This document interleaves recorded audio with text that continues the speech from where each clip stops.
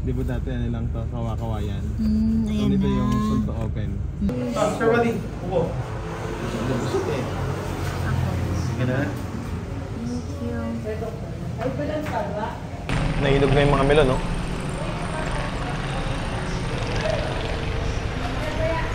Pero may buyer na. May mga bayar po eh. Mamaya ayusin ko lang. Tara.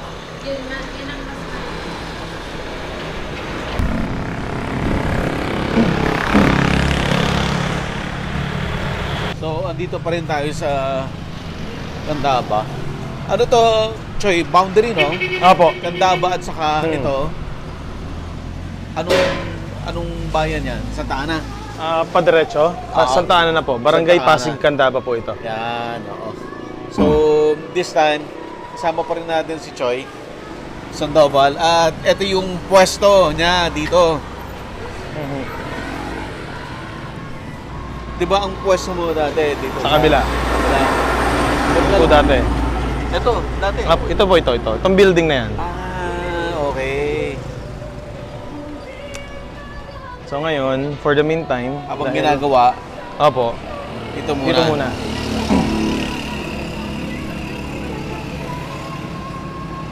So Ayan, lahat dyan ng po mga buyers mo, Dito na pumupunta. dito lahat ang bagsak. Opo. Mga harvest natin, dito po lahat dinadala. Ayan, wala pa yung mga bagong So stocks. mamaya mapupuno to. Ay, mapupuno po yan. Hanggang doon sa kabila. Still, quality pa rin po. Tingnan nyo kahit ilang araw na. Kasi, starting tomorrow, dadagsayin na po tayo dyan. Kaya, nag-ano na po tayo. Nagpo-full stock na tayo.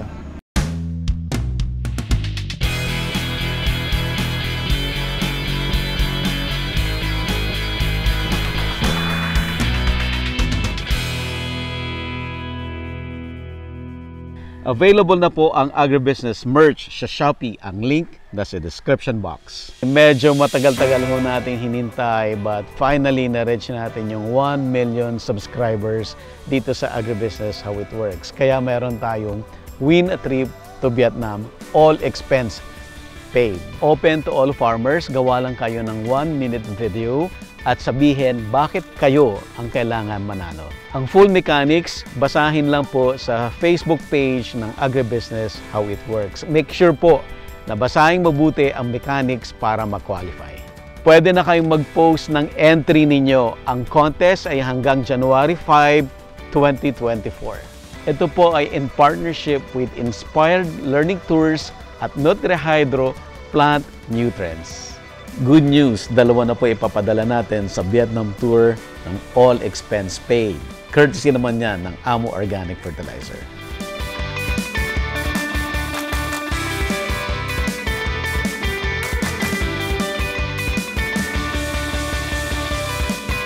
Galing pa ng Pangasinan to. Ito.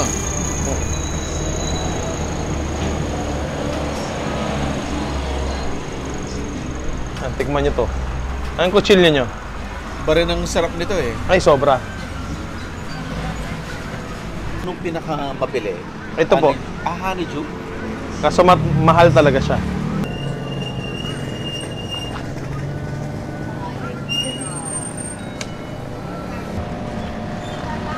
Ito, buddy.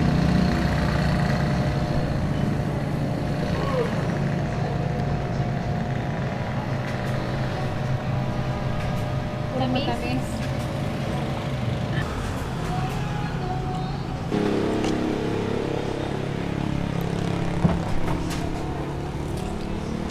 Mamaya po mapupuno yan hanggang sa kabila niya. Dito lahat dinadala yung mga harvest natin. Baka bukas, mamayang gabi, nag-aantay lang po sila ng tawag ko niyan eh. Kung ano yung mga kukunin nila. Ito, nahinog na. Ano po? Wala na. Tatapon talaga. Itapan, ano, no? Ito yung sweet melon natin. May freezer ka pala dapat. Shake na. Wow. Para ano, Grabe. babalatan Ang bango. na, i-freezer na lahat.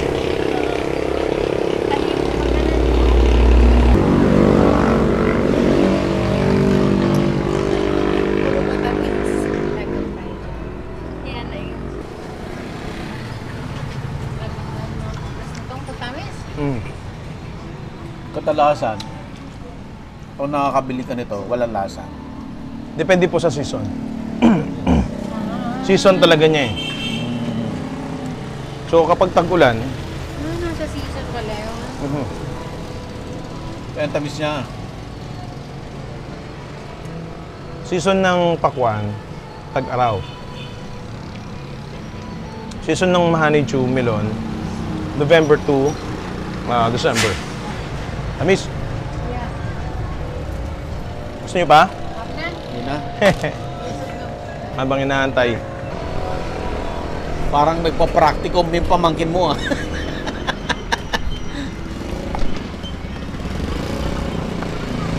Kailangan maubos mo lang para hindi ka malugi. Hindi naman po malulugi yan, maraming kukuha yan.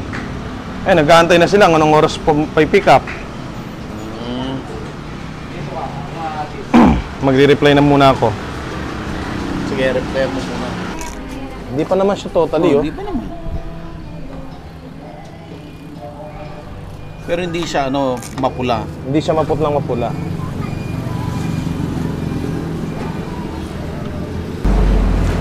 Nalamog to, nalamog. Pwede pa. Tamis pa. Yung malaking truck pala to.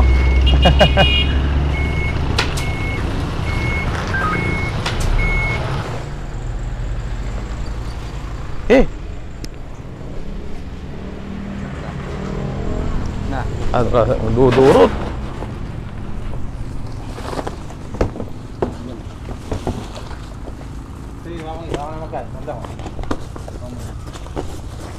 Ganito sana.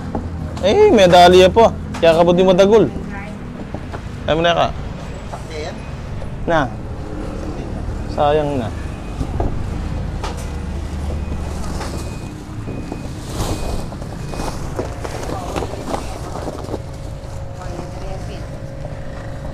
So, busy-busy na si Choi. Kasi dumating Kumuha ka na dun sa yung may mga pwesto. kanina, di ba? Nanggaling tayo sa farms. So, dalawang farm pinunta natin. Yung farm ni Choi at saka farm ng cousin niya. So, ito na yun. Ito yung nanggaling doon sa pinsan niya. Yung naalala nyo yung nagtanim siya doon sa mga dike. Yun, ito na yun. Ito na yung mga dumarating. Ito yung inaayos nila ngayon. Mamaya puntahan natin doon sa kabilang side ng itong major street na to. Doon naman yung Agarang ko ba mo? pwesto. Doon naman binababa yun ang galing doon sa farm. Okay? So sinusort na nila. Marami Madungis lang.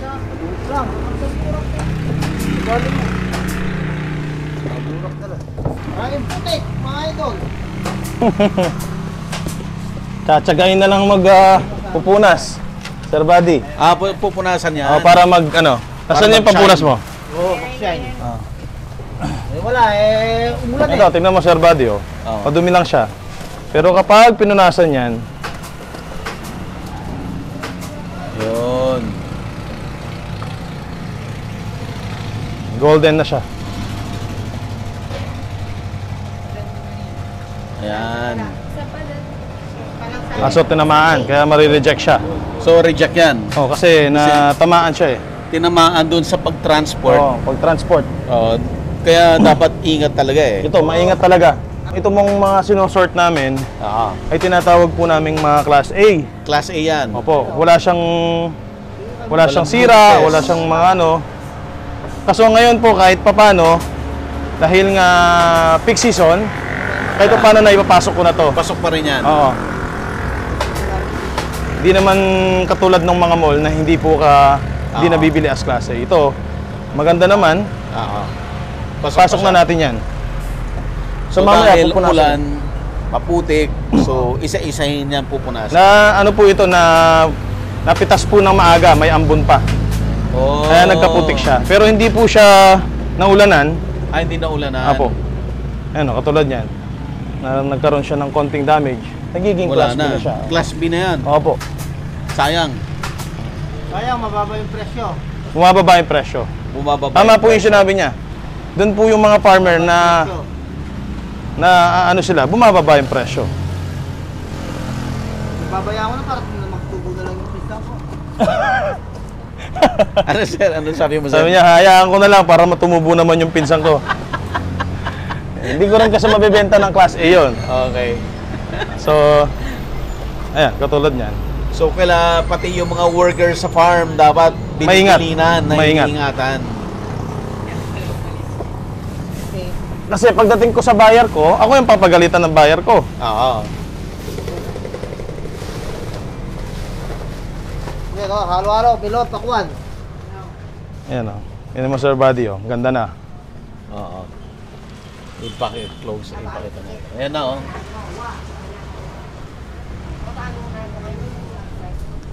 Class A. So ang classification, nagbabago-bago ang classification depende sa season. Kung ano, off season, bumababa yung criteria Aha. para pumasok siya sa class A.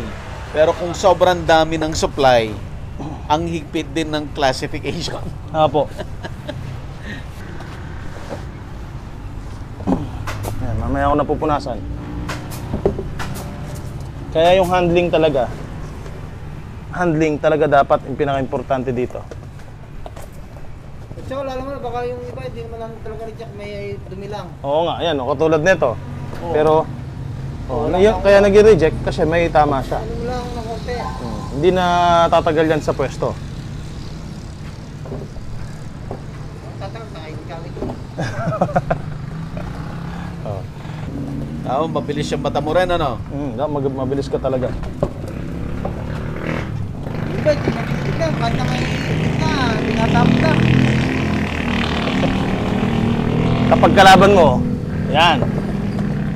Hindi naman kalaban ng pisang ko eh. Kasi hanggat maaari, maging class A kasi doon kikita yung mga farmer eh. Oo. Pwede na yan, pasok na yan. Tapos class B para ayos sa scope.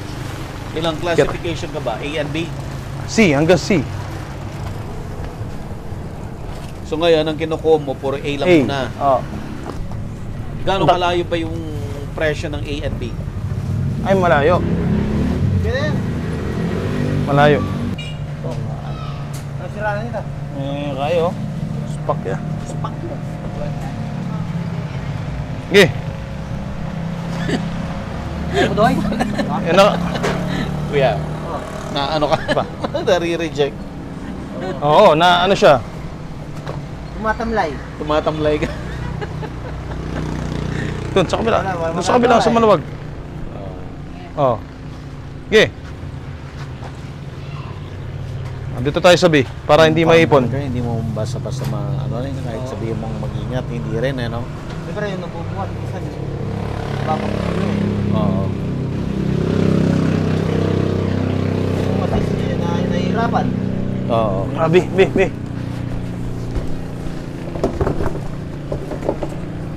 B na yan. Oo.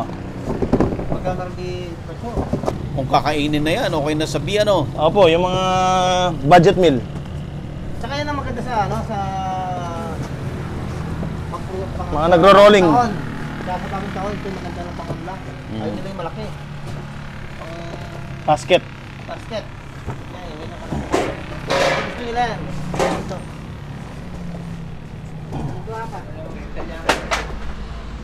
Nag-unload na rin yung isa. Opo. Bubong ah.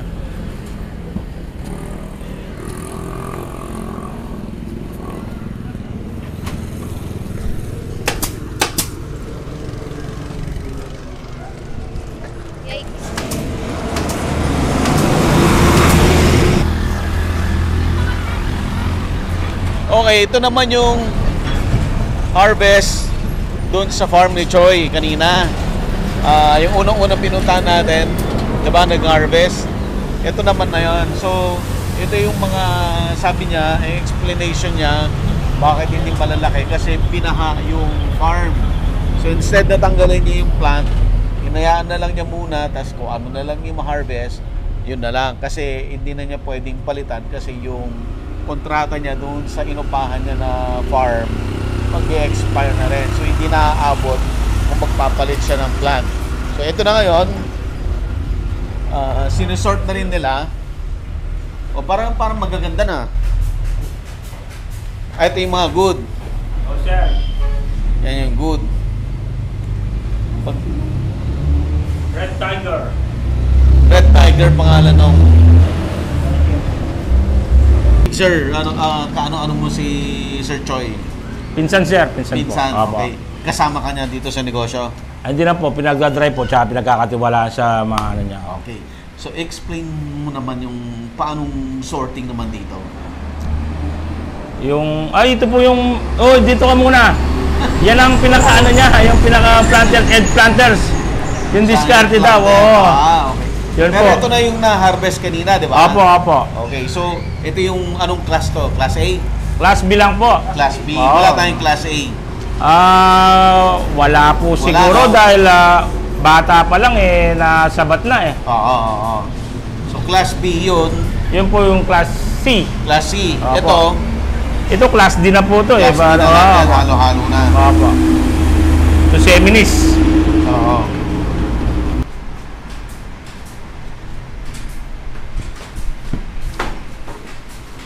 Madami rin na-harvest Medyo meron din po. Kahit ganun-ganun lang Oo. yung suka niya kanina. Ang maganda dito, kay Choi, lahat yan may buyer. Kay Mamaya. Class C. Mamaya po, ano na yan? Wash out na yan. Push na lahat yan. Opo. Nakapa-order na yan. Order na yan lahat. Oo. Anong oras nagdadatingan yung buyer? Mamayang hapon po siguro niyan, nandiyan na yung mga yan. At least hindi na sila dumidiretso sa farm. Dati Opo. kasi dumidiretso pa doon Oo, dito na po ngayon. Para hindi na sila, hindi na sila malayong pinagpupuntahan. Mas gusto rin nila. Dito na lang. Ganon din lang po yung presyo. Presyo ng farm tsaka dito, okay lang. Ano lang naman, same lang naman. Dami rin maganda Nakakapili ka pa rin, Sir Badge. Maninipis yung balat eh. Maninipis, no? Oo, kaya nabibitak. Halos kasi inog na po. Anong class to? Ito, class ano na to? Class C. Ito, class B. Pwede pa po itong class B ganito. Ito, Class, wala pa. Wala pa po. Halos nasa class D na yan. Halo-halo na. Ito, pasok pa sa class A ito. Yan, Class A yan. Pasok to. Mapipili pang konti-konti. Swerte na nga siya eh. Yung katabi niya, wala mong nakakuha. Magaling itong ano niya eh. Planters niya eh. Kahit maliliit, at least may malilitaw kahit lang yung pambuto nila. At least di sila na zero. Tansya mo, kuya. Nasa ano siguro yun, sir? Siguro mga kulang 4. 4 na tons? Opo. Kulang na 4 na tinulada siguro yan. Konti lang. Oo. Laban ng truck, nasa 4 tons din.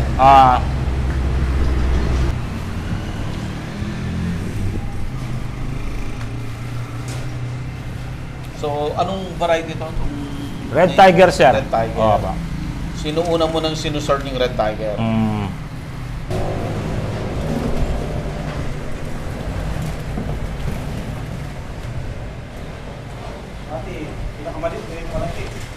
Yung dito sa Lanang, no? Pinakamaliit yan. Talagang jambong napalitaw nila. Kaya lang na ano ngayon sa lamig. Sabat. Ito, Class A pa rin to. Apo. Nakasort na. Class A and Class B. Ito yung B. Asan ang Class A? Ito. Ito. Choy, ano ang... Since ang buyer mo ay puro wholesale, no? Ano ang sekreto para kumita ka? Siyempre, make sure mo yung quality na ibibigay mo sa kanila. Pag sinabi mong Class A, make Class sure A Class talaga.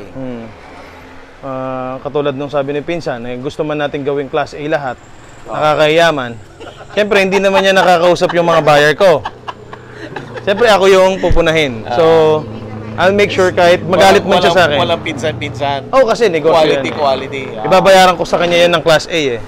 So, siyempre, babayaran din naman ng buyer mo sa'yo ng Class A. So, kailangan mong i-make sure na 100% Class A yung ibibigay mo dun sa buyer mo. Katulad yan, madungis lang yan. Pero, another trabaho yan, lilinisin namin yan. But normally, makinis yan, di ba? Dapat ginis. Pero dahil nagkaroon ng konting white fly and putik, madali naman ugasan yan. Hindi naman siya masisira kasi pupunasan lang naman siya. So, anong oras expected magdadatingan yung mga buyers? Nagtatanong na nga sila eh. Hindi mo pa nasagot? Hindi ko sinasagot kasi gusto ko tapos na muna yung na-sort. Oo. Ba, malalapit lang ba sila?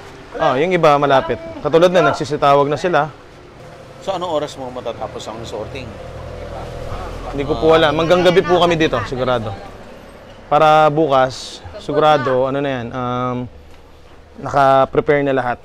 So, hindi mo pa sila papupuntahin ngayon? Maya-maya pa? May pinapapunta na po ako. Kasi last time, habang kinababa natin, nagdoble trabaho kami. Oo. So may bumibili, may nagtitimbang, nagdoble-doble yung trabaho. Pero may kumukuha na doon. Anong kolong? Magkano daw yung PC? Sige, sige. May kolong-kolong na. Wah, tara, pupunta ako doon. May bayar na tayo doon. Sige, punta tayo doon. Tol, ikaw yung bahala, Ken.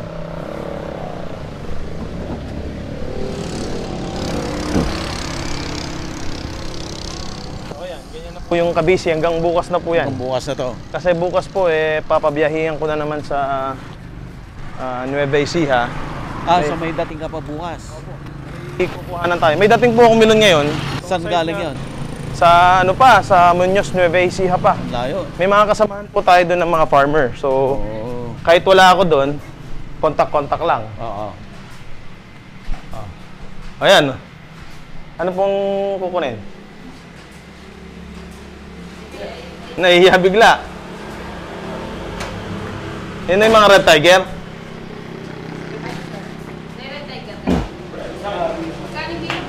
Saan ang kukunan niyo? Parang matagol? Ating yung class A kasi halo na yun 1.5 patas yung class A ngayon. Oo. Beijing ko yan. Dinulog niya yung class. Ini. Wala nang B eh. Class A, B na eh. Oo. Matas siya ngayon eh. Ito, bigay kayo yung this size.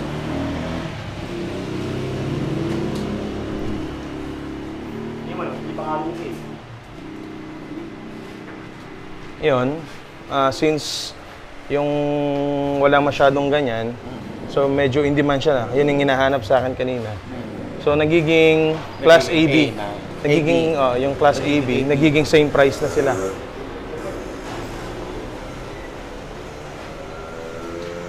Yun, may sorting po, yun. May classification talaga yung size. Dapat mabilis ka doon sa presyo, update ng presyo. Opo.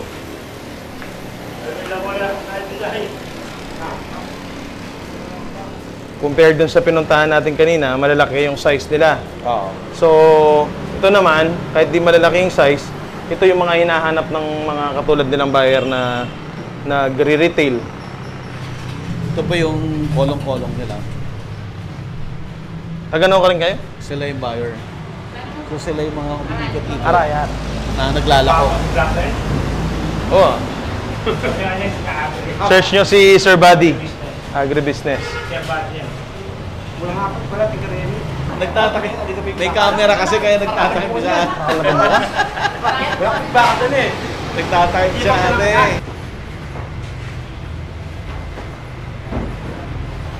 Saan ka nagtitinda? Ang Malolos. Ang layo rin ha. Yung mga pinsan ko, kung wala sila, wala tayong ganyan.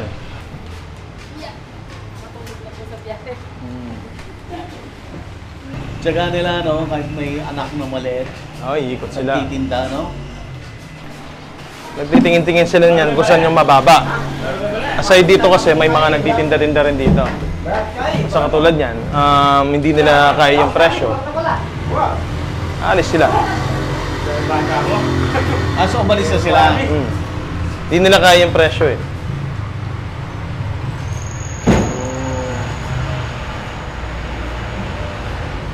Ganun pala yun. So, nagtrabaho po sa Balintawak to. Ilang taon ka doon, Pisa? 8 years. Oh. Sa Balintawak? Siya, yan yung trabaho niya. Nagsusort.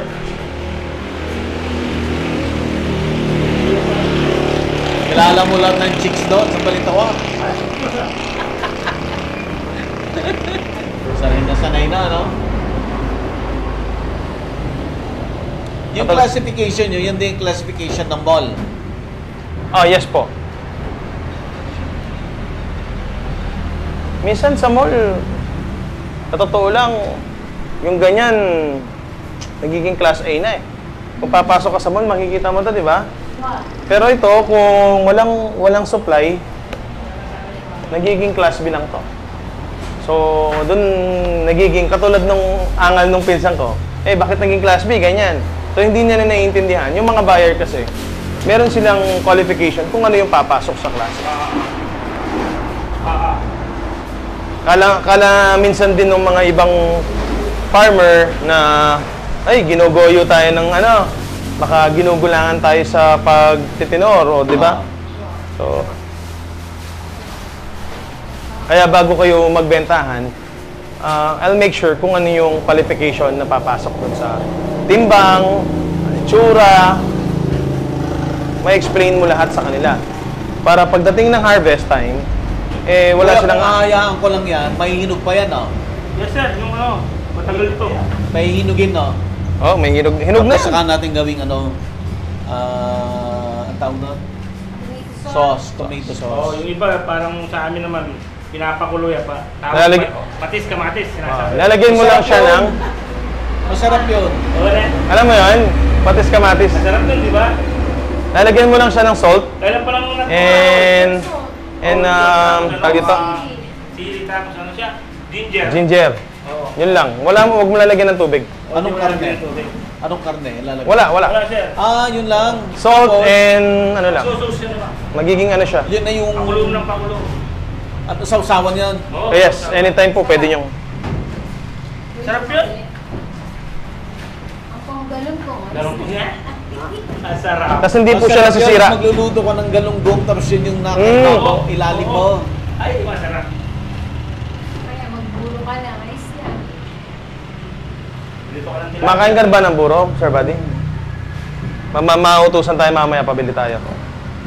Pero magkaiba kami ng luto. Ah, Yung sa Kapampangan, yung medyo mamantika. napasapa. Ako yung tutong. Yung nagtututong. Yung tumitigas na. Yung parang masusunog na kung hindi mo aluhin. Sa amin medyo mamantika yan. Yung nakababad konti sa mantika na medyo malambot. Malambot yun sa amin. Ako gusto ko yung nagtututong. Bagya-bagya, makain lata, malutong. Walang malutong na. So, ito yung mga ginagamit for fruit stand. Ay, fruit stand, fruit basket, sorry. Basket. Ito na yung mga kinukuha nila.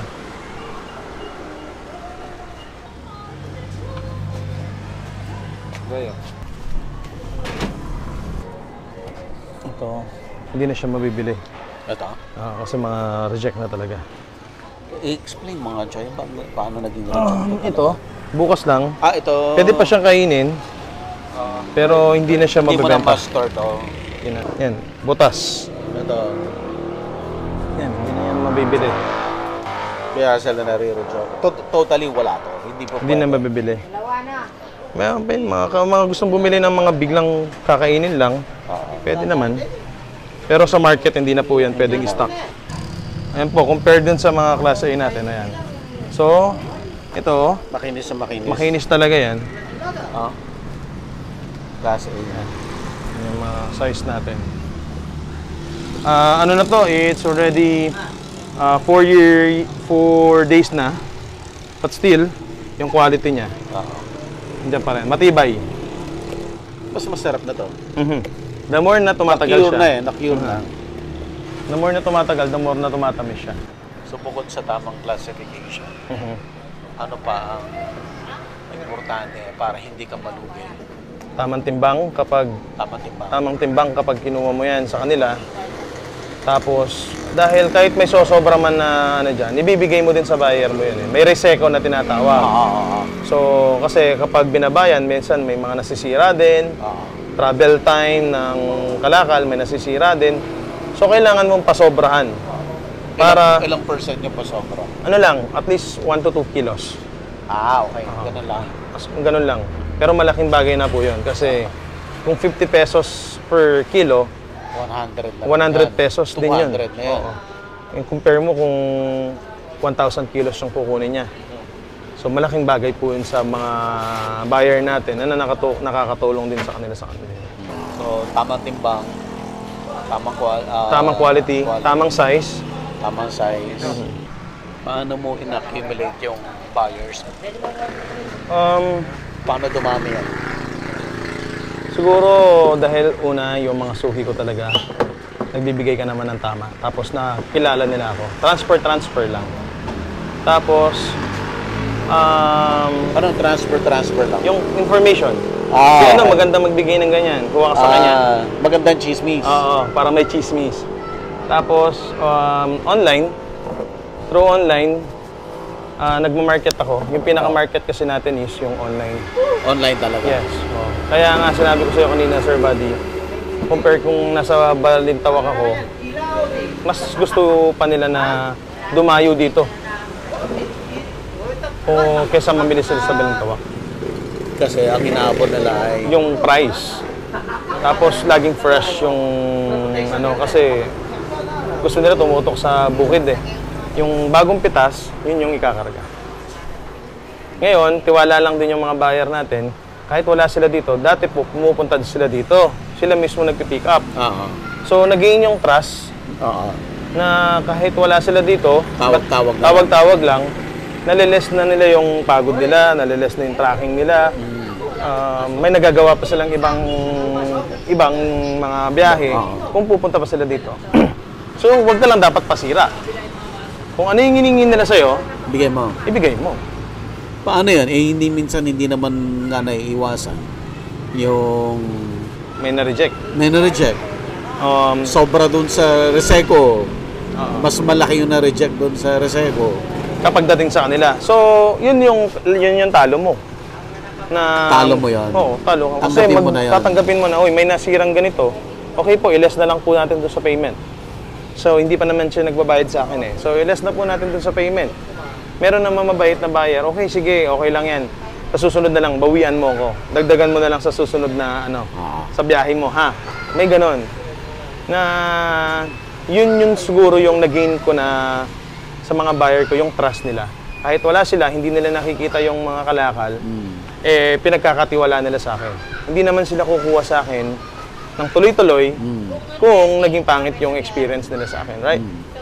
Pero minsan kasi hindi mo rin maiwasan na may inggitan din sa ganito. Like, si ganito kumuha sa akin, galing lang din pala kay agent something. Ba't di ka na lang kumuha sa akin? Di ka na lang dito kumuha. May mga ganong factor po din sa pagtitinda. Nagkakaroon din ng siraan. So, yun yung iniiwasan ko na nasabihin sa mga ibang agent para lang makakuha ko ng buyer ko. Pero paano yun? May mga ganun kasi na nananadyang manira kahit hindi totoo dahil lang gusto siyang makabenta. Totoo, marami po yun. May na-experience po ako sa ganyan. Lahat ng false information na matatanggap mo, kahit hindi ka nila kilala, sasabihin nila yan para mapunta lang sa kanila. Sila na kilala ka nila. Oo. Totoo po yun. Magpipretend talaga sila. Tapos, magandun sa... O kaya, kukuha sila ng information sa'yo. Ang lakaran kay ang mahal. Kasi sa akin, ganito lang. Papabagsakin niya yung presyo para lang makalipat yung buyer. Pero, hindi nila makukuha yung quality na ginagawa ko tulad nung sa mga buyer ko. Kaya, hindi na rin sila lumilipat.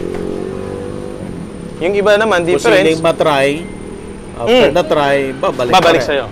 Tingin mo, malaking bagay yung nauso yung online? Yung information? Opo. Napakalaking tulong dun sa mga mga kapwa namin, mga namimili na gusto maka-direct, no? Oo. Pero ang disadvantage nung iba, kung nasa Balintawak ako, syempre bababa yung mga sales ko eh. Oo. Na dating mga suki nila eh doon lang bumibili sa Divisoria, Balintawak, Q-Mart. So ngayon natututo na silang dumirect sa farm. Oo. No? Nakakamura na sila, nakakapili sila kung anong gusto nilang quality. Oo.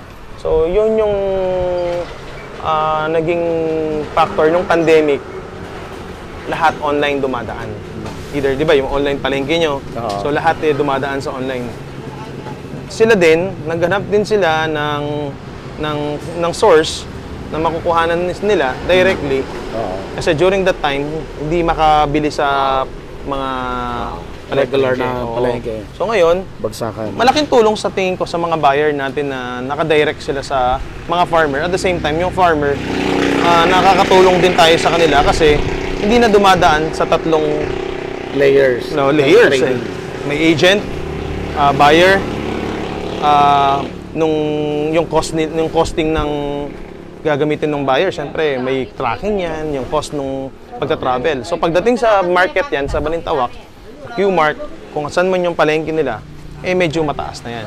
So ngayon, kung may sasakyan ka, kahit from Cavite, Laguna, Batangas ka pa, either Baguio, saan ka man, you can easily buy basta may sasakyan ka, nakadirect. Ilang percent yung binaba ng presyo dahil nakadirekta? Hindi naman bumababa ang presyo eh. I mean, yung buyer, ilang percent ang tipid niya dahil direkta siya na nakakabili Malaki. sa katulad mo? Malaking percentage po kasi 50%? let's say 100%? Siguro nasa 30% lang. 30%? 30% nung ano niya. Kasi kung mabibili niya ng 40 pesos doon sa Balintawak, nabibili niya lang sa amin ng 30 pesos to 25 pesos. Minsan na half matitipid niya.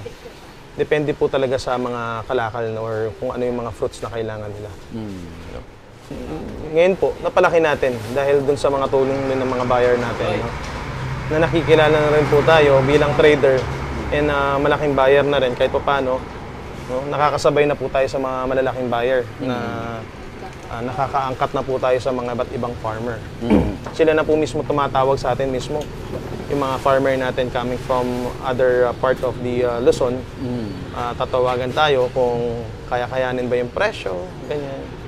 So, nakikabalita rin po tayo sa mga running price.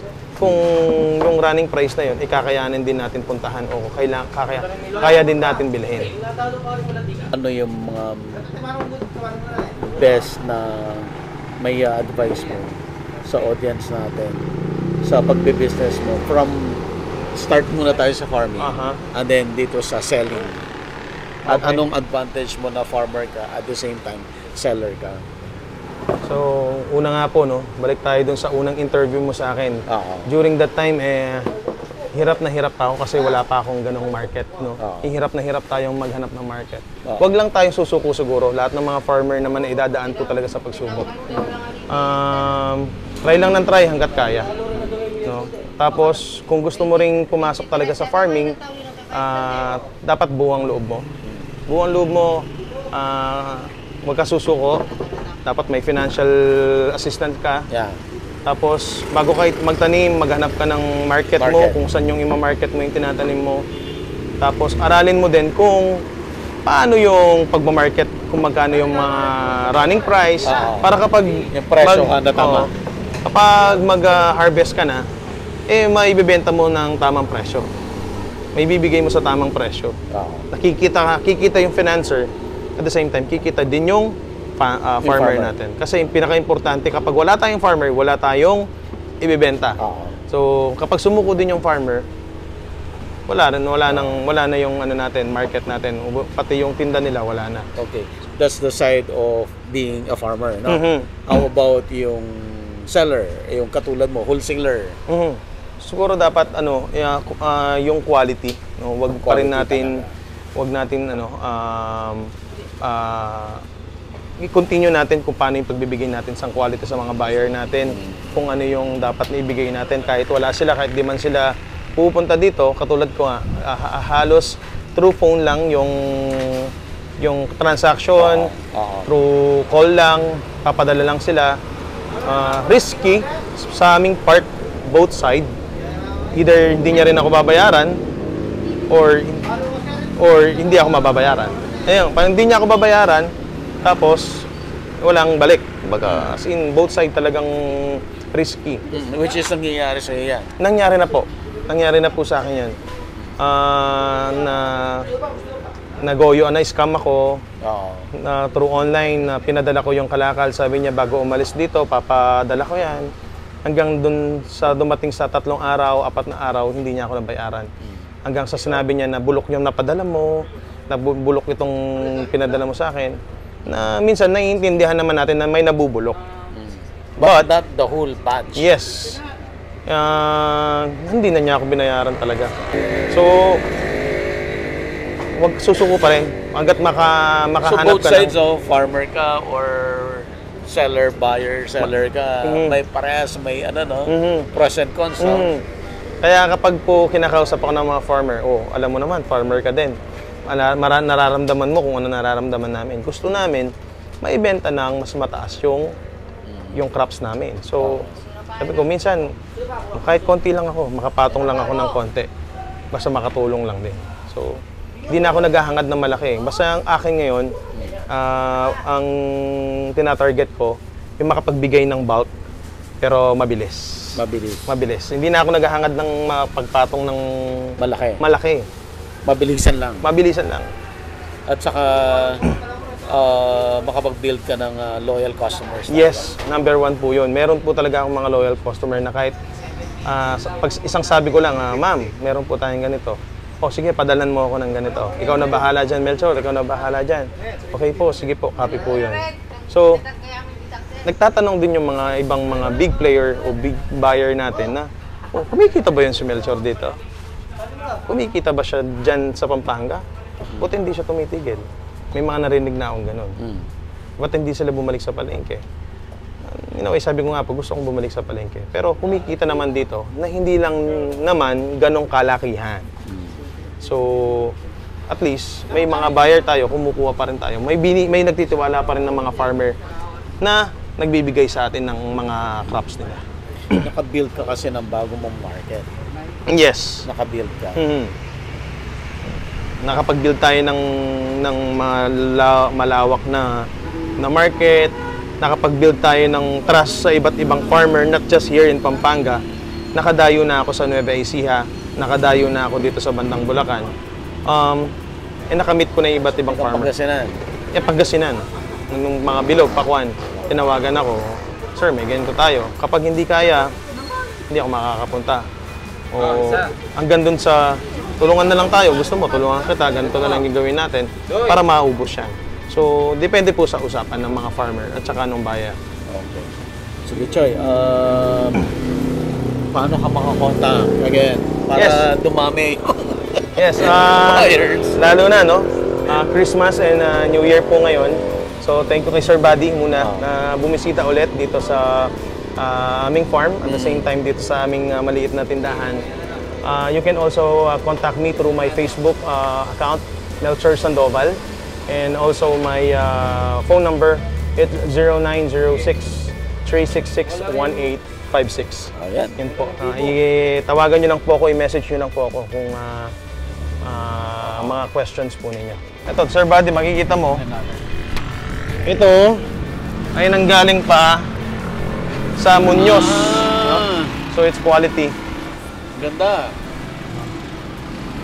Ganyan kakaganda ang de-deliver natin. Okay. Yung Pampaputi ba yan? Immune Advance. Paano lang to? Food supplement. Agri-business t-shirts. Thank you, Sir Buddy. Yan nga. Kapalit ng kamatis. Meron tayong honeydew. Melon. May melon, may honeydew tayong kapalit dyan. At tara, lipat muna tayo. Thank you. Okay na. Thank you. Available na po ang agribusiness merch sa Shopee. Ang link nasa description box. Agribusiness, how it works. Instruct, inspire, succeed.